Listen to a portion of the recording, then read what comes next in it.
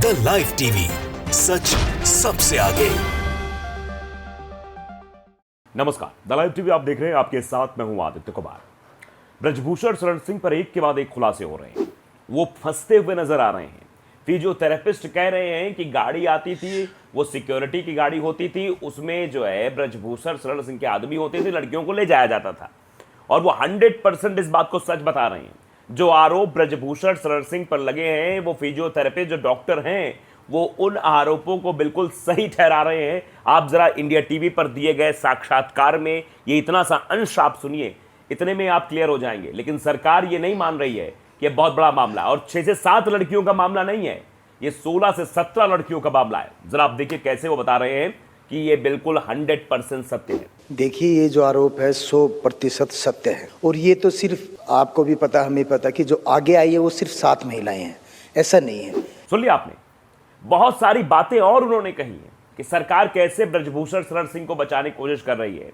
यहां तक कि फॉरेनर रेफरी भी ये कह रहे हैं कि ब्रजभूषण शरण सिंह के साथ उनके जो साथी होते थे, वो सब शराब पीकर गलत तरीके से रेसलर्स को छूते थे, टच करते थे। अब बताइए जरा, इतने सबूत ब्रजभूषण शरण सिंह के खिलाफ हैं, इतने गवाह ब्रजभूषण शरण सिंह के खिलाफ हैं, लेकिन फिर भी ब्रजभूषण शरण सिंह को बचाने की कोशिश हो रही है।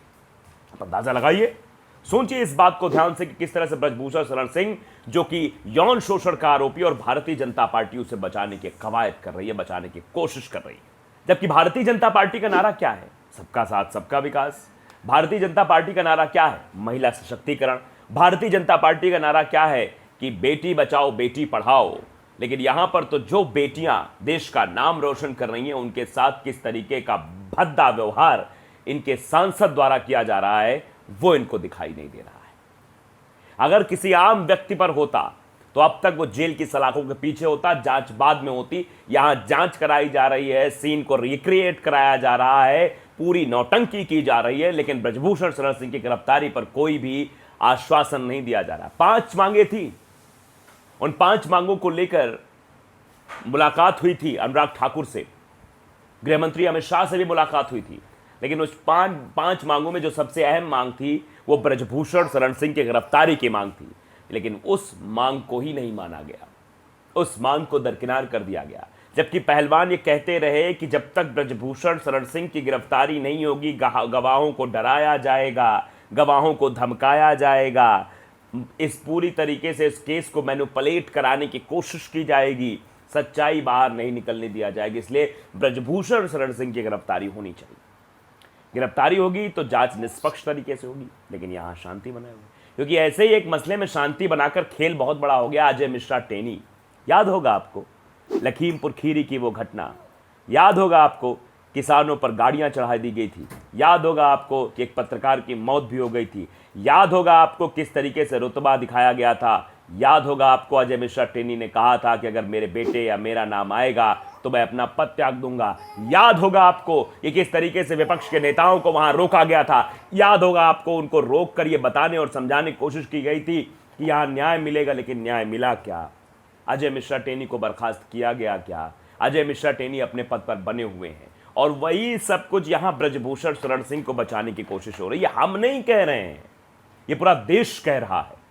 और शायद इसी वजह से ये जो कार्रवाई की एक बिसात बिछाई गई थी, दिखावे की बिसात थी। फिलहाल मैं फिजियोथेरेपिस्ट के उस बयान पर आता हूं, और जो चीजें हैं वो स्पष्ट रूप से सामने आ रही, वो दिखाई भी दे रही। दरअसल ये जो वीडियो हमने दिखाया, ये वीडियो ट्वीट किया गया था राहुल थैलानी की तरफ से। उन्होंने लिखा, भारतीय टीम के जो फिजियोथेरेपिस्ट हैं उनका ब्रजभूषण पर खुलासा, खिलाड़ियों पर दबाव बनाकर यौन शोषण करता था ब्रजभूषण।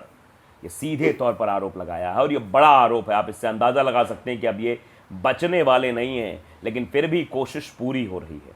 आप देखिए, मैं आपको कुछ आर्टिकल्स दिखाता हूँ, कुछ ये दैनिक भास्कर का, इसमें लिखा है कि फिजियोथेरेपिस्ट परमजीत की 4 अहम बातें। परमजीत जो फिजियोथेरेपिस्ट, उनकी 4 अहम बातें जो हैं वो सुननी, जाननी, समझनी जरूरी हैं। पहली, आधी रात को लड़कियां बाहर जाती थी। गीता फोगाट 2014 में मुझे अपना पर्सनल फिजियोथेरेपिस्ट बनाकर साई लखनऊ कैंप में ले गई। मैंने देखा कि आधी रात के बाद लड़कियां बाहर जाती हैं, जिसकी मैंने अपने लेवल पर जांच की। मुझे पता चला कि जिन गाड़ियों में लड़कियां ले जाई जा रही थी, वो बीजेपी के सांसद और फेडरेशन के अध्यक्ष ब्रजभूषण सिंह की सिक्योरिटी में लगी गाड़ियां होती थी। जो सिक्योरिटी में गाड़ी लगी होती थी ब्रजभूषण शरण सिंह की, वो गाड़ियां लड़कियों को ले जाती थी रात में। क्या काम था भाई, क्यों रात में ले जा रही थी लड़कियां? कोई खेल हो रहा था, ये बहुत बड़ा खेल हो रहा था। अब उसके बाद उन्होंने बताया कि मैंने इसकी शिकायत कोच कुलदीप मलिक और कमल सेन से कहा, रात में बच्चे कहीं बाहर जाते हैं, इनको देखा जाना चाहिए। ये सब लिखित में चीफ कोच कुलदीप मलिक और दूसरे सीनियर अफसरों को दिया गया। कई बार मीडिया से भी साझा करने की कोशिश की, लेकिन मेरी बात को दबा दिया गया। उनकी बात को उस वक्त दबा दिया गया, वो बात अपनी बता ना पाए किसी से। उन्होंने कहा कि मैंने इस बारे में रात को बाहर जाने वाली लड़कियों से बात की। लड़कियों ने कहा कि इसके अलावा उनके पास कोई दूसरा चारा ही नहीं। लड़कियां कह रही कोई दूसरा विकल्प ही उनके पास नहीं है। मैंने लगातार कंप्लेंट की तो अचानक मुझे लखनऊ के साई कैंप से छुट्टी दे दी गई। जब इसकी शिकायत हुई तो लखनऊ कैंप में जहां पर वो तैनात थे वहां से छुट्टी दे दी गई। कैंप में ब्रजभूषण की पूरी टीम पहलवानों के पीछे। लखनऊ के साई सेंटर में युवा महिला पहलवानों को फंसाया जाता है। कैंप में अनऑफिशियल रूप से 4 से 5 लोग रखे गए हैं।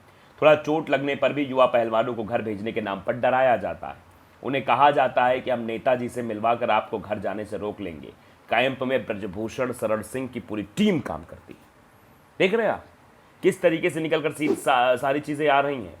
इंटरनेशनल रेफरी तक ने यह कहा, उसकी भी गवाही है कि ब्रजभूषण लड़कियों को टच करता था गलत तरीके से, बैड टच। एक लड़की को जब कोई टच करता है तो बैड और गुड टच उसको फील हो जाता है कि कौन गलत तरीके से छू रहा है, कौन सही तरीके से छू रहा है। ब्रजभूषण शरण सिंह और उनके आदमियों पर आरोप लगाया रेफरी ने कि वो लोग शराब के नशे में रेसलर्स को गलत तरीके से टच करते थे। कितनी बुरी बात है। ऐसे लोग जिनके घर में माँ बहन नहीं है, जो लड़कियों की इज्जत करना नहीं जानते हैं, उनको सांसद बनने का हक है क्या? ये बड़ा सवाल है। और उनको जो बचा रहा है, उनको कुर्सी पर बैठने का हक है क्या? ऐसे लोगों को जेल की सलाखों के पीछे होना चाहिए, और जितना गुनहगार वो है उतना उसको बचाने वाले गुनहगार है। रेफरी का भी बयान सुन लीजिए आप। लिखा हुआ है कि इस बीच इंटरनेशनल रेफरी जगबीर सिंह ने दिल्ली पुलिस को दिए बयान में कहा कि इवेंट में ब्रजभूषण पहलवानों को छू रहे थे। महिला रेसलर्स असहज नजर आ रही थी। उसने ब्रजभूषण को धक्का भी दिया था। ऐसा लगता है कि उस दिन कुछ तो गलत हुआ था। दूसरी घटना का जिक्र करते हुए बताया कि 2013 में जूनियर एशिया चैंपियनशिप की बात है, जो फुकेट थाईलैंड में खेली गई थी। वहां भी ब्रजभूषण और साथियों ने शराब के नशे में बच्चियों को गलत जगह छुआ था जहां नहीं छूना चाहिए था। उस घटना से पहले ब्रजभूषण ने बच्चियों को इंडियन फूड खिलाने से की बात कही थी, लेकिन डिनर से पहले ब्रजभूषण और उनके साथियों ने शराब पी थी। ब्रजभूषण के खिलाफ 6 महिला पहलवानों ने यौन शोषण का केस दर्ज कराया था। दिल्ली पुलिस ने 2 महिला रेसलर, एक इंटरनेशनल रेफरी और एक कोच के बयान दर्ज किए हैं। तो आप समझिए, ये बयान दर्ज हो रहे हैं, आरोप सीधे सीधे लग रहे हैं, लेकिन उसके बावजूद भी अभी तक गिरफ्तारी नहीं हो रही।